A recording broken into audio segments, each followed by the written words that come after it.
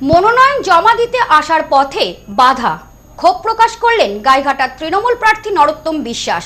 তার অভিযোগ, রাস্তায় যানজটের কারণে অনেক কর্মী আসতে পারেননি।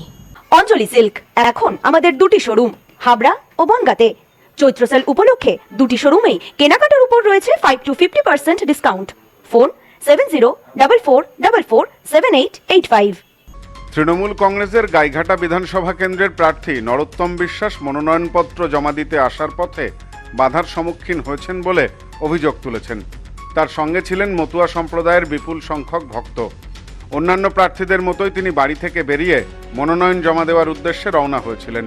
সূত্রের খবর, আজ বনগাঁ উত্তর কেন্দ্র বাদে বাকি 3টি কেন্দ্রের তৃণমূল প্রার্থীরা নিজ নিজ মনোনয়নপত্র জমা দিয়েছেন। বাগদা ও বনগাঁ দক্ষিণ কেন্দ্রের প্রার্থীরা এদিন আগেই তাদের মনোনয়ন জমা দিয়ে ফেলেন, কিন্তু নরোত্তম বিশ্বাস দীর্ঘক্ষণ অনুপস্থিত ছিলেন।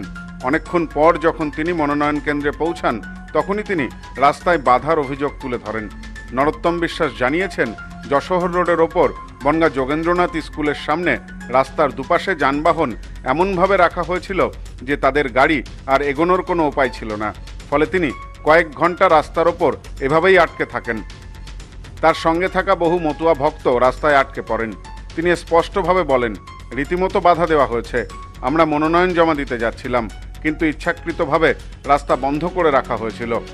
এখনো 10,000 মানুষ যশোর রোডে দাঁড়িয়ে আছে। আমরা প্রায় 5 ঘন্টা ধরে লাইনে দাঁড়িয়ে আছি, কোন রকম কিছু নেই। আমার মতুয়া ভাইয়েরা, সাধারণ কর্মীরা দলের একের পর এক দাঁড়িয়ে আছে। 10,000 লোক নিয়ে এসেছে, এখানে 500 লোক নিয়ে আসতে পারিনি। এর থেকে লজ্জাজনক আর কিছু হতে পারে না। এই কি স্কুল? যোগেন্দ্রনাথ স্কুলের সামনে দুপাশ দিয়ে বাস এমন করে রেখেছে যে আমি নিজে আসতে পারছি না আমার নমিনেশন দিতে। এগুলো কি আমি জানি না, কার গাফিলতি। এইভাবে কাউকে ছোট করা যায় না। জেতার ব্যাপার পরে, পরীক্ষা দেব, পরীক্ষায় এক্সামিনার এবং মেইন তো ভোটাররা, তারা যেটা করবে 100 ভাগ আমি প্রস্তুত আছি পরীক্ষা দিতে। এই ঘটনায় স্থানীয়ভাবে রাজনৈতিক মহলে উত্তেজনা ছড়িয়ে পড়ে। তৃণমূল প্রার্থীর অভিযোগ ঘিরে ইতিমধ্যেই চর্চা শুরু হয়েছে। মতুয়া সম্প্রদায়ের ভোট ব্যাংককে কেন্দ্র করে এলাকায় রাজনৈতিক তৎপরতা বরাবরই তুঙ্গে থাকে।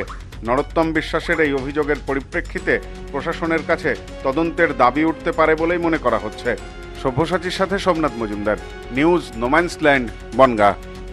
সম্প্রীতি guest house, hotel and restaurant. সমস্ত আধুনিক সুবিধাযুক্ত AC double bedroom, standard double bedroom, twin bedroom, deluxe double bedroom. আমাদের হোটেলেই রয়েছে বাঙালির খাবার সহ মাল্টি কুইজিন রেস্টুরেন্ট। শহরের মধ্যে অথচ সম্পূর্ণ নিরাপদ পরিবেশে থাকা খাওয়ার একমাত্র ঠিকানা Sampriti guest house, hotel and restaurant, Chakdah road, টবাজার, বনগাঁ। ফোন 03215257603।